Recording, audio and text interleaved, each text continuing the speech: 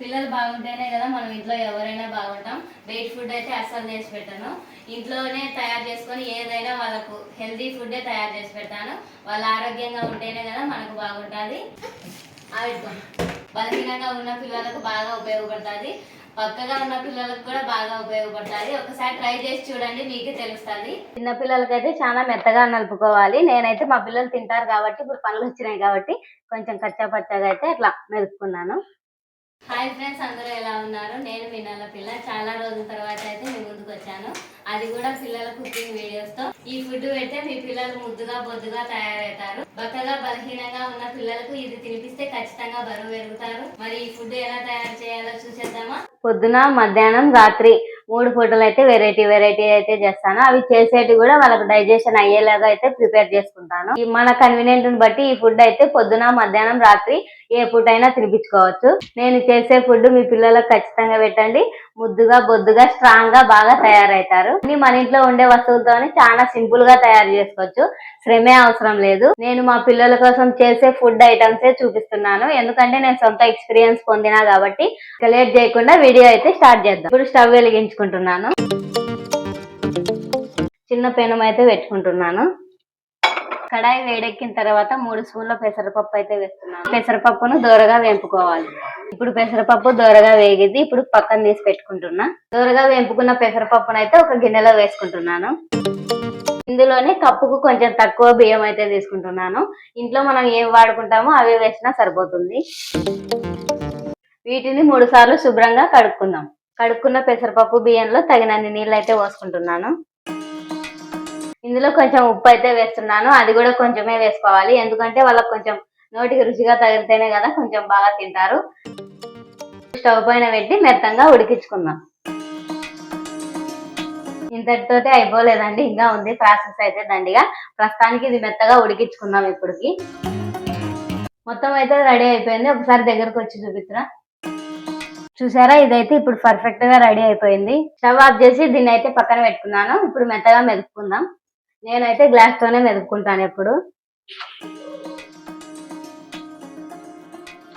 చిన్నపిల్లలకైతే చాలా మెత్తగా నలుపుకోవాలి. నేనైతే మా పిల్లలు తింటారు కాబట్టి, ఇప్పుడు పనులు వచ్చినాయి కాబట్టి కొంచెం కచ్చా పచ్చగా అయితే అట్లా మెదుపుకున్నాను. ఇందులో కొంచెం నెయ్యి అయితే వేస్తున్నాను. నేనైతే నెయ్యి ఇంట్లోనే తయారు చేయించుకుంటా. ఎందుకంటే ఇప్పుడు బయట నెయ్యి అయితే అంతా ఏంటేంటో కలుపుతుంటారు. ఇళ్ళల్లో దొరికేదే తెచ్చుకుంటే బెటర్. అంతే నెయ్యి తయారు చేస్తుంటారు కదా, వాళ్ళదైతే బెటరు. నేనైతే ఇంట్లోనే తయారు చేసుకున్నా. కొంచెం నెయ్యి అయితే వేస్తున్నా. నెయ్యి 1 స్పూన్ ఖచ్చితంగా అయితే వేసుకోవాలి. నెయ్యి వేసిన తర్వాత మళ్ళీ ఒకసారి అయితే కలుపుతున్నా. పిల్లల కోసం అయితే హెల్తీ ఫుడ్ రెడీ అయిపోయింది. పిల్లలు బలహీనంగా ఉన్నా, బక్కగా ఉన్నా ఇది తినిపిస్తే బరువు పెరుగుతారు, ముద్దుగా బొద్దుగా తయారవుతారు. మీరు కూడా మీ పిల్లలకు చేసి పెట్టండి. ముద్దుగా బొద్దుగా తయారు చేసుకోండి, ఆరోగ్యంగా కూడా ఉంటారు. నా ప్రతి వీడియో మీరు చూడాలనుకుంటే ఒక లైక్ అయితే చేసుకోండి.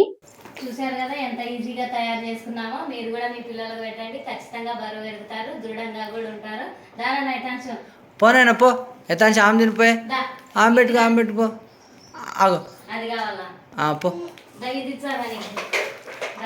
నేను రోజు ఒక వెరైటీ ఫుడ్ అయితే పిల్లలకు చేసి పెట్టాను. తిన్నా ఆవిడతో. అది బాగుంది ఎత్తాంచి, బాగుంది.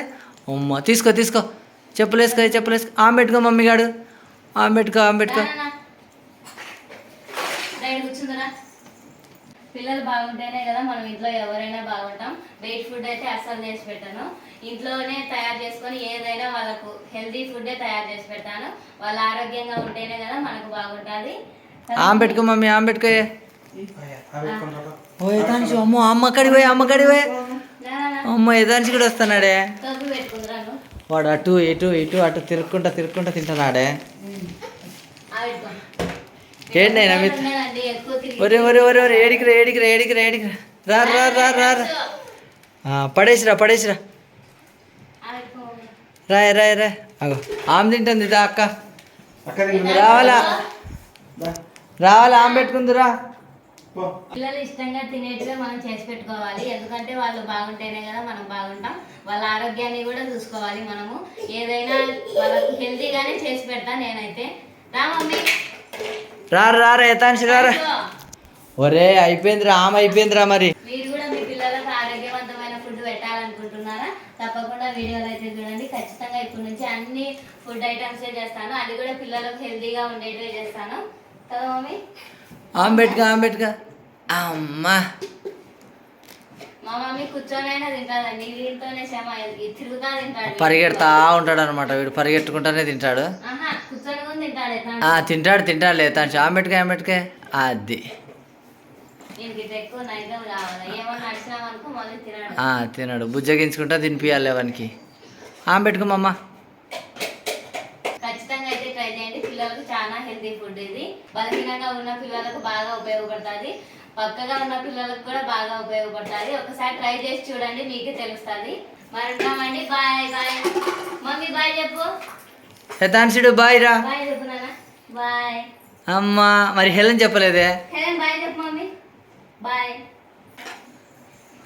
మా మమ్మీ స్ఫూర్తితోనే చెప్తాను.